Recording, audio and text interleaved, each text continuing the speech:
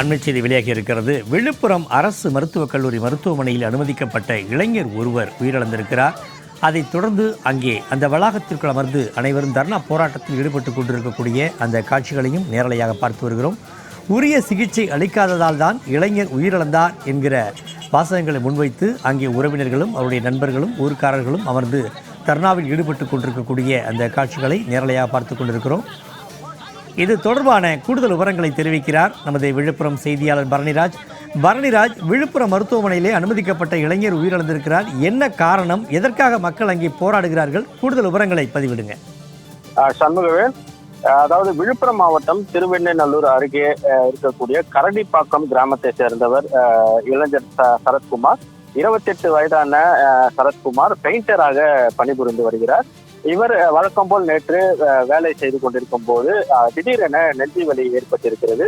வலியால் துடித்த சரத்குமாரை அவரது உறவினர்கள் மீட்டு சிகிச்சைக்காக முண்டியம்பாக்கத்தில் உள்ள விழுப்புரம் அரசு மருத்துவக் கல்லூரி மருத்துவமனைக்கு கொண்டு சென்றனர். இதனைத் தொடர்ந்து தீவிர சிகிச்சை பிரிவில் அனுமதிக்கப்பட்ட சரத்குமாருக்கு தொடர்ந்து தீவிர சிகிச்சை அளிக்கப்பட்டு வந்த நிலையில் அவரது உடல் நலம் தேறிவிட்டதாக கூறி நேற்று இரவு சாதாரண வார்டிற்கு சரத்குமாரை மருத்துவர்கள் மாற்றியிருக்கின்றனர். அதன் பிறகு சிறிது நேரத்திலேயே சரத்குமாரின் உடல்நிலை மீண்டும் மோசமடைந்திருக்கிறது. இதனைத் தொடர்ந்து மீண்டும் அவசர சிகிச்சை பிரிவிற்கு சரத்குமாரை கொண்டு சென்று மருத்துவர்கள் சிகிச்சை அளித்திருக்கின்றனர். இருந்த போதிலும் சிறிது நேரத்திலேயே சிகிச்சை பலனின்றி சரத்குமார் பரிதாபமாக விழுந்திருக்கிறார். இதனை அடுத்து உரிய சிகிச்சை அளிக்காமல் மருத்துவர்களின் அலட்சிய போக்கு காரணமாகவே சரத்குமார் உயிரிழந்ததாக குற்றம் சாட்டி அவரது உறவினர்கள் 100க்கும் மேற்பட்டோர் விழுப்புரம் அரசு மருத்துவக் கல்லூரி மருத்துவமனையில் அமைந்திருக்கக்கூடிய வளாகத்தில் தரையில் அமர்ந்து போராட்டத்தில் ஈடுபட்டனர். போராட்டத்தில் ஈடுபட்டவர்களுடன் போலீசார் பேச்சுவார்த்தை நடத்திய போது போலீசாருடன் உறவினர்கள் கடும் வாக்குவாதத்தில் ஈடுபட்டதால் அந்த பகுதியில் பரபரப்பும் பதற்றமும் ஏற்பட்டது.